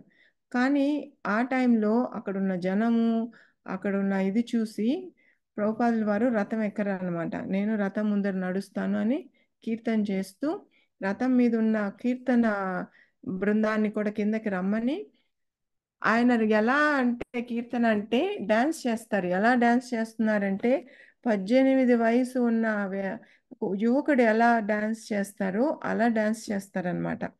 ఆయన డాన్స్ చేయడం చూసి శిష్యులందరూ ఇంకా ఎక్కువైపోయి అక్కడ ఎంతో కీర్తనలు ఇవన్నీ చాలా ఆనందంగా జరుగుతాయి అనమాట. అక్కడున్న పోలీసులు అందరూ చెప్తారు, ఈయన మీ లీడర్ని కొంచెం డాన్స్ చేయొద్దు, గమని కూర్చోమని చెప్పు, ఆయన చేసేదానికి ఇక్కడ జనం ఎక్కువైపోతున్నారు, మేము కంట్రోల్ చేయలేకపోతున్నాం, ట్రాఫిక్ అన్ని బ్లాక్ అయిపోతుందని చెప్తారు పోలీసులు. కానీ ప్రభుపాదులు వాళ్ళు ఎవ్వరి మాట వినరనమాట. సో అలా ఆ రోజంతా కూర్చోకుండా శ్యామసుందర్ ప్రభు చెప్తారు, ప్రభుపాదుల వారికి బాగాలేదు ఒళ్ళు, ఆయన ఏ నిమిషం అయినా పడిపోవచ్చు, కాబట్టి వెంటనే కారు పక్కన ఒకటి పెడతారనమాట. పెట్టిన ఒక నిమిషంలో డిస్టెన్స్లో కారు పెట్టుకుంటారు, ఆయన పడిపోయిన వెంటనే కారులో తీసుకెళ్లాలనేసి. కానీ ప్రభుపాదుల వారు మాత్రం ఆ ముందు రోజు అంత బాగలేకపోయినా కానీ ఆ లండన్ రథయాత్రలో ఒక దీన్ని సృష్టిస్తారనమాట. అందరికీ ఆశ్చర్యం వేస్తుంది, ఈయన వయసు ఏంటి 70 లేదా 18 అని అందరూ ఆలోచిస్తారనమాట. అలా ప్రభుపాదుల వారు ఆనందంతో నాట్యం డాన్స్ చేస్తూ కీర్తన చేస్తూ అందరినీ అక్కడ ఆనందపరుస్తారు. తర్వాత మంచి లెక్చర్ కూడా ఇస్తారు అక్కడ. ఎంతో సంతోషం కలుగుతుంది ప్రభుపాదుల వారికి, ఎందుకంటే అన్ని వేల మంది ఉంటారు లండన్లో. ట్రాఫల్గర్ స్క్వేర్ అని, అది మంచి మనకైతే హైదరాబాద్లో చార్మినార్ ఎలా ఉంటుందో అలా అన్నమాట, మంచి సెంటర్. అక్కడ రథయాత్ర జరుగుతుంది అనమాట. కాబట్టి ప్రభుపాదుల వారు సేమ్ ఇప్పుడు మహారాజ్ కూడా అంతే, అంత వయసు ఉన్నా కానీ నేను పొద్దునే అనుకున్నాను మహారాజ్ గురించి, పొద్దున మధ్యాహ్నం మళ్ళీ మధ్యాహ్నం ఆయన రెస్ట్ తీసుకోవడానికి ఒప్పుకోలేదనమాట. ఇప్పుడు రసరాన్ మాతాజీ నుంచి ఇంకొక ఇంటికి వెళ్ళి అక్కడ చాంటింగ్ చేసుకోవాలి నేను, దాని తర్వాత సాయంత్రం రథయాత్ర ప్రోగ్రాంకి వస్తానని చెప్పారు. సో వాళ్ళ ఎనర్జీ అలా ఉంటుంది గురువులు కాబట్టి. సో శీల ప్రభుపాద లీలామృత మహారాజు మీరు ఆ టైంలో అక్కడ ఉన్నారా? ఇండియాలో ప్రభుపాద అంటే ఇండియాలో ఉన్నప్పుడు ప్రభుపాదులు వారు శిష్యులందరినీ రమ్మనే వాళ్ళు అనమాట. రండి, కలకత్తాకి రండి, మాయాపూర్కి రండి, బృందావన్కి రండి అని రమ్మనే వాళ్ళు అనమాట. సో మహారాజ్ కూడా ఇప్పుడు మహారాజ్ అదే చెప్పారు, ఆయన కూడా వెళ్ళారని 75 ఆ టైంలో వెళ్ళి ప్రభుపాదు అప్పుడు ప్రభుపాదులు వారు మహారాజ్ వెళ్ళినప్పుడు బృందావన్లో ఆఖరి రోజులో ఉన్నారు, బెడ్ మీద ఉన్నారంట. అయితే చాంటింగ్ ఎప్పుడు హరే కృష్ణ మహామంత్రం జపం 24 గంటలు జరిగేదనమాట ఆయన రూమ్లో. సో అయితే జరుగుతుంటే అక్కడ ఎవరైతే చాంటింగ్ చేస్తున్నారో ఆ ప్రభు అది ఆపేసి జయ రాధే జయ గోవింద అని పాడుతుంటే ప్రభుపాదుల వారు అవన్నీ ఏం పాడకు, జస్ట్ హరే కృష్ణ మాత్రమే జపం చేయని ఆయనకి చెప్పారంట. సో అది చెప్పారు మహారాజు. అండ్ కలకత్తాలో భగవంతునికి మంచి క్వాలిటీ అంటే గుడ్ క్వాలిటీ ఉన్న పువ్వులు, పండ్లు అవన్నీ ఇవే భోగానికి ఆఫర్ చేయాలా. అలా కానీ ఇండియాలో మనం ఎలాగైతే కొంచెం పాడైపోయినటివి తక్కువ వస్తాయని తీసుకొని భగవంతునికి అర్పిస్తాం, అలా చేయకూడదని ప్రభుపాద ద్వారా అక్కడ చెప్తారనమాట. అవి రెండు ఇప్పుడు మహారాజ్ చెప్పారు. సో మనకి మాయాపూర్లో ల్యాండ్ వచ్చింది, గుడి ఎలా ఉండాలని ప్రభుపాదులు వారు వాళ్ళ శిష్యులకి చెప్పారు. దాని తర్వాత అక్కడ ఫస్ట్ గెస్ట్ హౌస్ ఏదైతే గదా భవన్ ఉందో ఇప్పుడు అప్పుడు కట్టింది అది. అప్పుడు ఆ భవనాన్ని నిర్మారించి దాని తర్వాత బాంబేకి వస్తారు. బాంబేలో మనం ఈ మిస్టర్ ఎన్ అనే అతను జుహూ ఇప్పుడైతే ఏదైతే గుడి ఉందో జుహూలో ఆ ల్యాండ్ని ఇచ్చినట్టు మోసం చేయడానికి ప్రయత్నిస్తాడు. సో చేసినప్పుడు ఏమవుతుంది అనేది చూస్తాం మనం. దాని తర్వాత బృందావన్ కూడా ప్యారలల్గా వెళ్తారనమాట. బృందావన్ కార్తీక మాసం వచ్చినప్పుడు శిష్యులందరినీ రమ్మని బృందావన్ పరిక్రమకి తీసుకెళ్తారు ప్రభుపాద్ స్వయంగా. అక్కడ లీలలు ఎక్కడైతే బృందావన్లో జరిగాయో శిష్యులందరికీ చూపిస్తూ అక్కడ కూడా శ్రీమద్ రాధా దామోదర్ గుడికి ఎస్పెషల్లీ తీసుకెళ్తారు ప్రభుపాద్ వారు వాళ్ళని. నేను ఇక్కడే ఉన్నాను, ఎన్నో సంవత్సరాలు ఉన్నాను, ఇక్కడే శ్రీమద్ భాగవతం రాశాను అని అక్కడికి వెళ్ళి కూడా ఒక 2 రోజులు ఉంటారనమాట. వాళ్ళకి శిష్యులకి చెప్తారు, ఈ నా జ్ఞాపకార్థం నాకు ఇది ఎంతో ఇష్టమైన ఆ ప్లేసు, ఆ రూము ప్రభుపాదుల వారు ఉన్నింది రాధా దామోదర్. ఎందుకంటే అక్కడంతా గోస్వాములు, రూప గోస్వామి సమాధి అందరి సమాధులు ఉన్నాయి కాబట్టి నాకు ఇది ఎంతో ప్రియమైనది కాబట్టి మీరు దీన్ని మనం కొనాలి, ఈ ఎవరికి ఇంతకు మునుపు అంటే ఫ్యూచర్లో ఎవరు దీన్ని పాడు చేయకుండా ఇది మనకి మెమరీగా ఉండాలని కొనాలని డిసైడ్ చేసి చెప్తారనమాట. దాని తర్వాత అక్కడ కూడా బృందావన్లో ల్యాండ్ కొనడానికి చూస్తారు. అయితే అక్కడ కూడా ఒక దంపతుల్ని కలుస్తారు. వాళ్ళు ప్రభుపాదికి రమణ రేతి, ఇప్పుడు ఏదైతే కృష్ణ బలరాం గుడి ఉందో బృందావన్లో ఇస్కాన్కి, అది రమణ రేతి, అక్కడ వాళ్ళకి స్థలం ఉంటుంది. సో ఆ స్థలాన్ని కొనడానికి అంటే మేము డొనేషన్ ఇస్తాం మీకు అని చెప్తారనమాట. అయితే ప్రభుపాదు దాన్ని వాళ్ళు ఎప్పుడైతే డొనేషన్ ఇస్తామంటారో వెంటనే దాన్ని సీరియస్గా తీసుకొని, అంటే తెలుసు వీళ్ళు ఎప్పుడైనా మనసు మార్చుకుంటారు ఇవ్వరు అనేసి, వెంటనే ఆయన అగ్రిమెంటు తయారు చేసి ఇవ్వమని చెప్తారు. మేము వచ్చి అక్కడ ఉంటాము అని. బాంబేలో అయితే ఎలాగైతే చేశారో శిష్యుల్ని, మీరు వెంటనే అక్కడికి వెళ్ళి ఉండండి, ఎంత ఇబ్బంది అయినా పర్వాలేదు అక్కడ వెళ్ళి ఉండాలన్నారు. అలాగే బృందావన్లో కూడా చెప్తారనమాట. అయితే బృందావన్లో అంత ఎక్కువ ప్రాబ్లం ఉండదు, వాళ్ళు ఇచ్చేస్తారు. కొంచెం గొడవ అవుతుంది, వేరే వాళ్ళు వచ్చి ఇస్కాన్ వాళ్ళ మీద దాడి చేయడం, శిష్యుల మీద దాడి చేయడం అనేది జరుగుతుంది. బట్ ఫైనల్గా ఇస్కాన్కి ఆ ల్యాండ్ దక్కుతుంది అనమాట. కానీ బాంబేది మాత్రం ఎప్పటికీ అవ్వదు, అది చాలా కష్టపడతారు. ప్రభుపాదుల వారు కూడా ఎంతో బాధపడతారనమాట. ఈ ఎన్ అనే అతను ఒక క్రిమినల్ లాగా అనమాట, మోసాలు చేయడం అందరినీ. అలాంటి అతను వీళ్ళు శిష్యులంతా గిరిరాజ్ మహారాజు, తమాల్ కృష్ణ గోస్వామి మహారాజు వీళ్ళందరూ అనుకుంటారు, ఇది మనకు అవసరం లేదు, ఇంత కష్టపడి ఎందుకు ఈ ల్యాండ్ తీసుకోవడం, అగ్రిమెంట్ కూడా క్యాన్సిల్ చేసేస్తారు అనమాట ప్రభుపాద్ తెలియకుండా. అది తెలిసిన ప్రభుపాద్ చాలా కోపడతారు, ఇలాంటి పనులు నాకు తెలియకుండా చేస్తారా అంటే. అతనితో ఎంతో కష్టపడి అతన్ని ఒప్పించి అతనితో అగ్రిమెంట్ రాసిన దాన్ని కూడా వాళ్ళు క్యాన్సిల్ చేసేస్తారు అంటే. ఎందుకంటే అంత ప్రెషర్ ఉంటుంది వాళ్ళకి, శిష్యులకి. ఇది మన వల్ల కాదు, ఇది మనం చేయలేము, ఇతనితో మనం పోరాడలేము, ఈ కోర్టు చుట్లు మనం తిరగలేము, అండ్ ఇది అదేం పెద్ద, ఆ ల్యాండ్ కూడా ఏం మంచిది కాదు, అది ఎక్కడో ఊరు అవతల ఉంది, అక్కడ ఎవరు లేరు అని ఈ అభిప్రాయంతో వాళ్ళు వాళ్ళ సొంత నిర్ణయాలు తీసుకుంటారు, అగ్రిమెంట్లు క్యాన్సిల్ చేస్తారు. దాంతో ప్రభుపాదికి చాలా కోపం వస్తుంది. అయినప్పటికీ నేను వదలను, ఆ ఆ ల్యాండ్ నేను వదలను, ఎందుకంటే రాధా రాసి బిహారీ నేను ఆల్రెడీ అక్కడికి పంపించాను వాళ్ళని, నేను మీకు గుడి కట్టిస్తానని వాళ్ళు ప్రామిస్ చేశాను, కాబట్టి నేను ఎలాగైనా కట్టిస్తాను, నేను పోరాడతానని.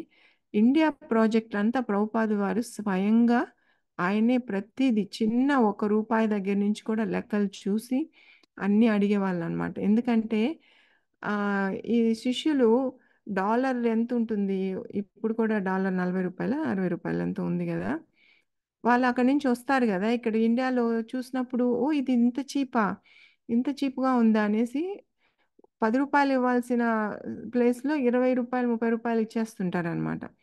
అది ప్రభుపాద్కి అది నచ్చదు. మీకు అది చీప్గా ఉండొచ్చు, కానీ మీరు భగవంతుని యొక్క ఈ డబ్బులు ఇలా చీప్ అని ₹10 ఇవ్వాల్సింది ₹20 ఇవ్వకూడదు, ఇలా కుదరదు అనేసి ఆయనకి ఎంతో కష్టమైన, అంటే ప్రభుపాదుల వారు రోజంతా గెస్ట్లు వచ్చేవాళ్ళు చూసేదానికి, ఆయనతో ఎప్పుడు ఎవరో ఒకరు ఆయన రూమ్లో ఎప్పుడు ఫుల్గా ఉండేదన్నమాట, ఎంటీగా ఎప్పుడు ఉండేవాళ్ళు కాదు. ఆయన చూసి దర్శనం చేసుకునే వాళ్ళు, శిష్యులు ఆయన క్వశ్చన్లు అడిగేవాళ్ళు, ఎవరో ఒకరు ఉంటారు, రోజంతా వాళ్ళతోటే మాట్లాడుతుంటారు, భగవంతుని ప్రచారం చేస్తారు రాత్రంతా. సారీ మాతాజీ,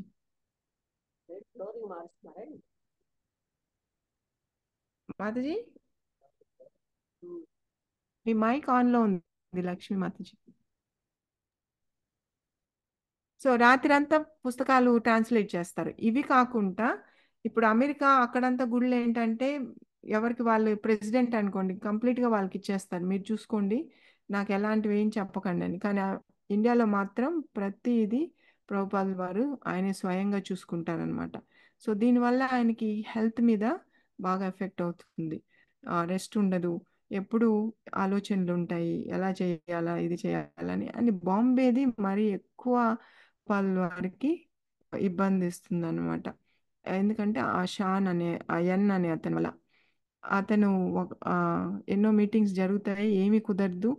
లాస్ట్ టైము ప్రభుపాదుని అతను కలుస్తాడు, కలిసినప్పుడు బాగా కోపంగా ఇద్దరు కోపడతారు. ఆయన ప్రభుపాదుని ఏదో అంటారు, ప్రభుపాదు కూడా ఆయన అంటారు. అయితే ఆ అతను కోపపడి వెళ్ళిపోతాడనమాట. ప్రభుపాద్ అంటాడు, నీకు ఇష్టం లేకపోతే మా డబ్బులు మాకు ఇచ్చేయి, మేము దాంట్లో నుంచి ఇప్పుడే ఖాళీ చేసేస్తామని, కానీ మా డబ్బులు మాత్రం మాకు ఇచ్చేయి, డబ్బులు తీసుకొని మమ్మల్ని ఖాళీ చేయమంటే మేము చేయమంటారు. అయితే ప్రభుపాదులు వారిని ఎంతో నిందిస్తారు అతను, మీరు అదేంటి అప్పుడు ఒక ఆర్గనైజేషన్ దానికి సంబంధించిన వాళ్ళు, మీరు మోసగాళ్ళు, ఇలా అని అంటారు ప్రభుపాదులు వారిని. సో అది అయిన తర్వాత 2 వారాలకి ఆ అతను చనిపోతాడు అనమాట, హార్ట్ అటాక్ వచ్చి. చనిపోయినప్పుడు ప్రభుపాదుల వారికి తెలుస్తుంది అతను చనిపోయాడని. అప్పుడు అంటారు ప్రభుపాదుల వారు, రాక్షసులు హిరణ్యాక్షుడికి ఏమైందో అలాగే అవుతుంది, ఎందుకంటే కంసుడు, హిరణ్యాక్షుడు వీళ్ళందరూ ప్రభుపాదుని ఎప్పుడు కృష్ణుని ఎప్పుడు ద్వేషించే వాళ్ళు, అలాంటి వాళ్ళకంతా ఇదే అవుతుందని ప్రభుపాదులు చెప్పారనమాట. అయినా వాళ్ళ భార్య ఆమె కూడా వదలదనమాట. ఆమె కూడా ఆయన భర్త చనిపోయినా కూడా ఆ లాయర్ల ఒక ప్రెషర్ తోటి ఆమె ఏం చేస్తుందంటే, భక్తులు అక్కడ ఉంటారు, రాధారాస్ బిహారీ సేవిస్తూ మాతాజీలు ప్రభువులు ఉంటారు అక్కడ ఆ ల్యాండ్లో, వాళ్ళ మీద దాడికి పంపిస్తుంది రౌడీలను పెట్టి. అక్కడ అది ఘోరమైన ఇన్సిడెంట్ అనమాట ఇస్కాన్లో అప్పటికి. వాళ్ళు మాతాజీల్ని జుట్టు పట్టి లాగడము పోలీసులు. ఆ- అక్కడ అతను చెప్తాడు, నేను మీ విగ్రహాలను పగలగొట్టి మీ టెంపుల్ని కూల్చేస్తానని. సో అలాగా మున్సిపాలిటీ వాళ్ళు వస్తారనమాట. వచ్చి చాలా గందరగోళం చేస్తే అక్కడున్న లైఫ్ మెంబర్స్ తోటి సహాయంతో దాన్ని కొంచెం ఆపి, ఆల్మోస్ట్ ఇంకా పైన రూఫ్ రాధారస్ బిహార్ని ఎక్కడైతే పెట్టారో అది కూల్చబోతారు అనేటప్పటికి ఆపి మరుసటి ప్రభుపాదికి చెప్తారు, ఇలా అయింది. కలకత్తాలో ఉంటారు ప్రభుపాద్ వారు. అప్పుడు ప్రభుపాద్ వారు పొద్దున మరుసటి రోజు అందరికీ బాంబే అంతా తెలియాలి ఈ విషయము. ఆ గుడిని, భక్తుల్ని, భగవంతుణ్ణి కూల్చాలనుకునే వాళ్ళ పరిస్థితి ఏమవుతుందని అందరికి చెప్పాలని న్యూస్ పేపర్లో అంతా చెప్పమంటారనమాట. అప్పుడు మామూలుగానే గుడి కూల్చుతున్నారంటే ఎవరు ఒప్పుకోరు. సో బాంబే అంతా ఏకం అవుతుంది. అయి అప్పుడు ఆమె చివరికి అప్పుడు వదలదు. ఎంతో ఎంతో కష్టపడతారు ఆ దాంట్లో. లాస్ట్లో ఆమె ఇంకా ఆమెకి తెలిసి వచ్చి ఆ ల్యాండ్ ఇస్కాన్కి ఇచ్చేస్తుంది అనమాట. ఆమె కూడా వస్తుంది టెంపుల్ ఓపెనింగ్, భూమి దీనికి ఆమె కూడా వస్తుంది అనమాట. ప్రభుపాదాలు చెప్తారు ఇవన్నీ భక్తులయ్యి భక్తి మార్గంలో రండి, మీ పాపాలన్నీ పోతాయని ఆమెకు చెప్తారనమాట ప్రభుపాదులు వారు. సో అలా బాంబే ల్యాండ్ కూడా తీసుకోవడం జరుగుతుంది. బృందావన్లో కూడా ల్యాండ్ ల్యాండ్ వచ్చింది అనేది ఒకటి. ల్యాండ్ వచ్చిన తర్వాత ఈ 3 ప్రాజెక్టులు మరీ అన్నమాట. ఇలా ల్యాండ్ వచ్చాక కూడా గుడి ఎలా కట్టాలి, గుడి కట్టాలంటే ప్రభుపాదుల వారు చాలా చాలా పెద్ద ప్లాన్లు ఉన్నాయి. ప్రభుపాదుల వారికి పెద్ద పెద్ద గుళ్ళు ఇస్తారు ప్లాన్లో. అవి కట్టడానికి డబ్బులు ఉండవు. ఇంకా బృందావన్ గుడి అయితే సిమెంట్ బ్యాగులు దొరకవు అనమాట. 1 కేజీ సిమెంట్ దొరకదు. ఎంతో కష్టపడతారు.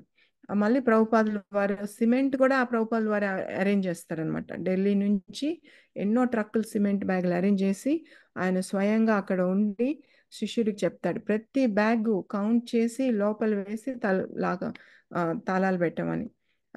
ఆయన పొద్దున్న నుంచి రాత్రి వరకు నిల్చొని సిమెంట్ బ్యాగులన్నీ ప్రతి ఒక్కటి కౌంట్ చేసి లోపల పెట్టి లాక్ చేసిన తర్వాత మళ్ళీ ఆయన అడుగుతారు ఎన్ని బ్యాగులు ఉన్నాయి అనేసి.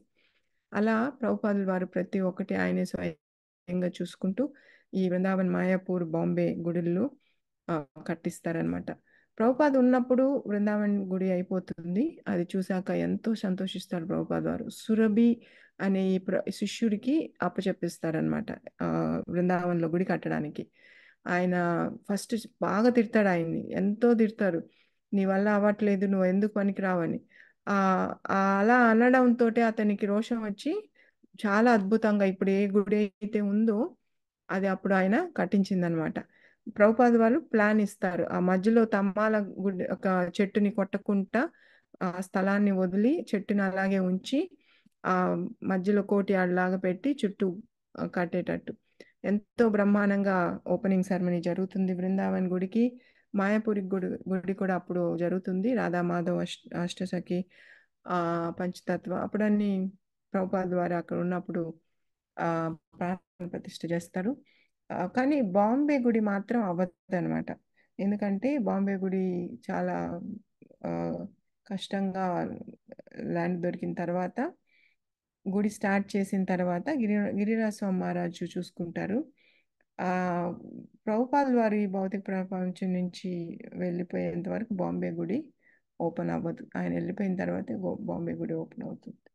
కానీ ఆయన ఉన్నప్పుడు వెళ్తారు ఒకసారి. ఆయన క్వార్టర్స్ ప్రభుపాద ఉండడానికి ఈ రూము అవన్నీ చాలా బాగా అరేంజ్ చేస్తారు గిరిరాజ్ స్వామి మహారాజ్. అవన్నీ చూస్తారు ప్రభుపాద వారు.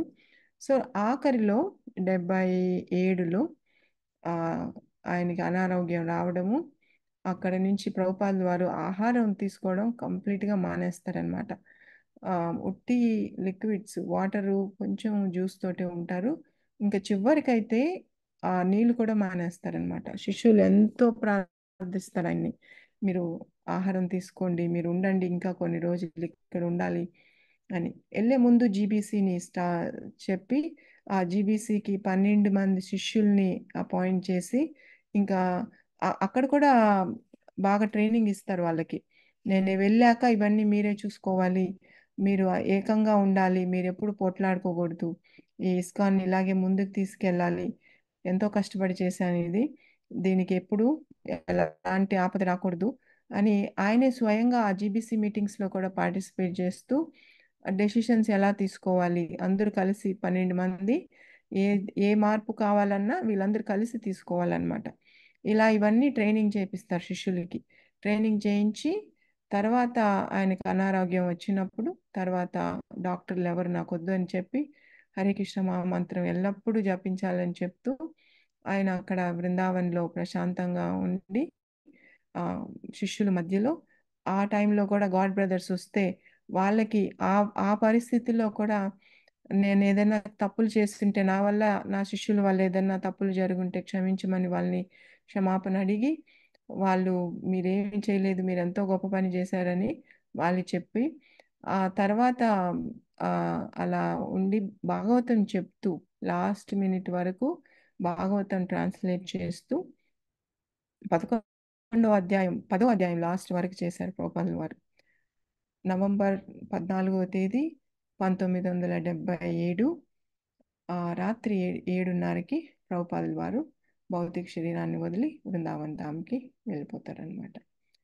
సో ఇది యాక్చువల్గా నన్ను క్షమించాలి, నేను మొత్తం చెప్పలేదు దీంట్లో ఉన్న లీలామృతంలో ఉన్నది, ఎందుకంటే ఇంతకుముందు చాప్టర్ బై చాప్టరు 6 వాల్యూమ్స్ చెప్పడం జరిగింది. ఇప్పుడు ఓకే క్లుప్తంగా షార్ట్గా చెప్పాను కాబట్టి మెయిన్ పాయింట్స్ మాత్రం చెప్పాను.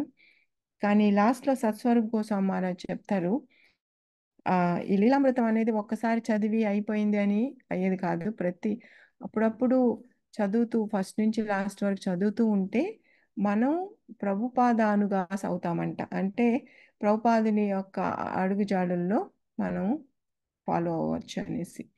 అది ఖచ్చితంగా నిజమే. ఎందుకంటే ప్రతి ఒక్కటి ఆయన ఎలా డీల్ చేశారు, శిష్యులతో ఎలా ఉన్నారు, ఎన్ని కష్టాలు పడ్డారు. ఎందుకంటే ఆయన కష్టం అనేది అనిపించేది కాదు. బాంబేది వినైనప్పుడైతే తమాల్ కృష్ణ గోస్వామి చెప్తారు, కష్టం అని తప్పించుకోకూడదు, కష్టం ఏదైతే కష్టం అని ఎంత కష్టం అనిపించుకుంటాం వస్తుందో అది నిలబడి దాన్ని చేస్తే అంత ముందుకు వెళ్తాం మనం భక్తిలో అని ప్రభుపాద వారు చెప్తారనమాట. కాబట్టి కష్టం అని ఎప్పుడు వెనక వెనక వెనకం చేయకూడదని మహారాజ్ చెప్తారు. సో అలా ప్రభుపాదుల వారు ఎన్ని కష్టాలు వచ్చినా అవి అసలు ఆయన కష్టాలు కాదు, ప్రతి ఒక్కటి భగవంతుని యొక్క కృప అనుకొని భగవంతుని యొక్క చెయ్యి ప్రతి దాంట్లో ఉంది, ఆయన యొక్క విల్లు అన్ని దాంట్లో ఉందని అనుకుంటూ ఇంత పెద్ద సంస్థని ఆయన ఎస్టాబ్లిష్ చేసి ఇంతమంది శిష్యులు ఇన్ని బుక్స్ ఇచ్చి మనకి నేను ప్రభుపాదుల వారు I will never die, I live in books, I live in my books అని చెప్తారనమాట. అంటే శిష్యులు వాళ్ళు ప్రభుపాదుల వారు బాగా ఏడుస్తారు, మీరు వెళ్ళిపోతే మేము ఏమవ్వాలి, మాకు ఇంకెవరు చెప్తారు, ఎవరు చూస్తారని. అప్పుడు నేను ఏమేమి కావాలో అన్ని క్వశ్చన్లకి ఆన్సర్ నా బుక్స్లో ఉంది, కాబట్టి నేను లేకపోయినా కానీ నేను ఎప్పుడు నా పుస్తకాల్లో జీవిస్తానని నిరంతరం నా పుస్తకం పఠన చేయండి అని ప్రభుపాదుల వారు సూచనిస్తారనమాట. అలా శ్రీల ప్రభుపాదుల వారు ఈ భూమి నుంచి వెళ్ళి ఇంకొక ప్లానెట్లోనో లేదా గోలోక బృందావన్లోనో భగవంతుని సేవిస్తూ అక్కడ ఉంటారనమాట. So thank you Mataji. శిలా ప్రభుపాదకి జై. హరే కృష్ణ మాతాజీ. సారీ, 2 నిమిషాలు హరి హరి బోల్ మాతాజీ. హరి హరి బోల్. హరే ఎంత వివరంగా ఎంత బాగా చెప్పారు మాతాజీ. హరే కృష్ణ మాతాజీ.